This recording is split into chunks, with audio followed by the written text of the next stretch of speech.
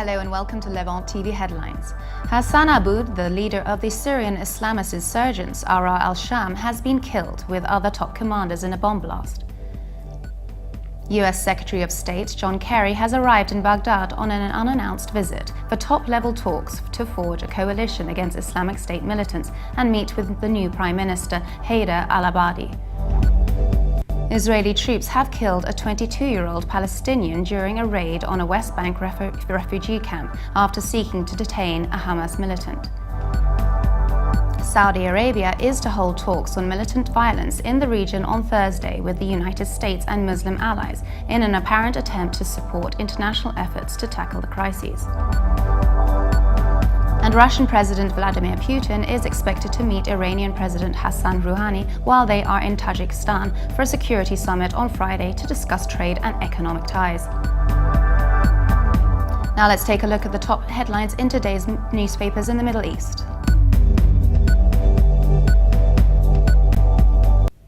From the UAE, the Khalij Times reports that Washington kick-started its efforts to form a broad coalition against militants in Iraq and Syria on Tuesday, with Secretary of State John Kerry headed to the region to rally US allies.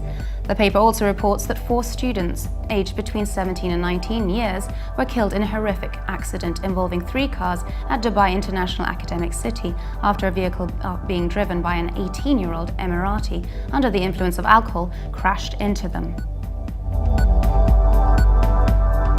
The Egypt Independent leads reporting that the Interior Ministry has approved the attendance of fans at Wednesday's soccer game between Egypt and Tunisia, which comes as part of the second round of the 2015 African Nations qualifiers in Morocco.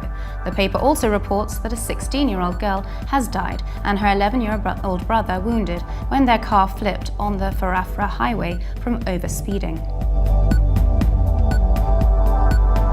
And from Lebanon, the Daily Star reports that the head of Lebanon's general security will head to Doha for talks with Qatari officials over the case of the captured soldiers held by ISIS and the Nusra Front since August. The paper also reports that Hezbollah MP Mohammed Rad said leniency towards ISIS in Lebanon contributed to the eruption of clashes in the border town and consequent abduction of soldiers, warning of dire consequences of such behavior. Now let's take a look at the top Middle East headlines from UK papers. The Telegraph leads its Middle East news reporting that Israeli troops have killed a Palestinian man during a raid in the West Bank that it was met with violent resistance. The paper says Ahmad Batawi, the director of Ramallah Hospital, said 22-year-old Essa Khatri was shot in the chest during an attempted arrest raid on Wednesday morning.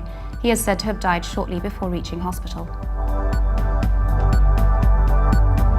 The Guardian reports that Barack Obama will give a televised address tonight from the White House, unveiling a comprehensive strategy to degrade and ultimately destroy Islamic State insurgents.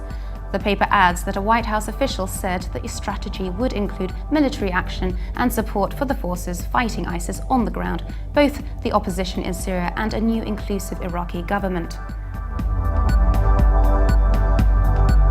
And the Independent reports that the leader of Syrian hardline Islamist rebel group Ahrar al-Sham has been killed, along with other top commanders in a bomb blast, according to activists. The paper says a statement posted on the group's Twitter feed said a blast had killed Hassan Aboud, along with 11 other top leaders. Now let's take a look at top Middle East headlines in international papers. From Germany, the Deutsche Welle reports that US Secretary of State John Kerry has made an unannounced visit to Baghdad, the second stop in a Middle Eastern tour to drum up financial, political and military support for taking on the self-proclaimed Islamic State extremist group.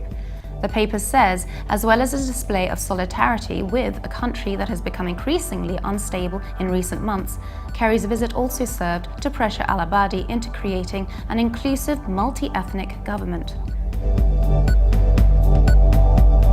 And finally, from China, the Global Times reports that Israel's defense ministry said on Tuesday it launched an Arrow 2 interceptor to test recent improvements made to the anti-ballistic missile shield.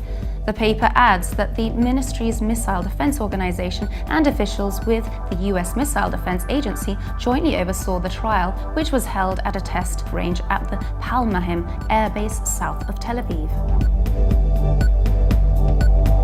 And for more updates, please visit Levant.tv. Thanks for watching. Be sure to join us again tomorrow. Bye for now.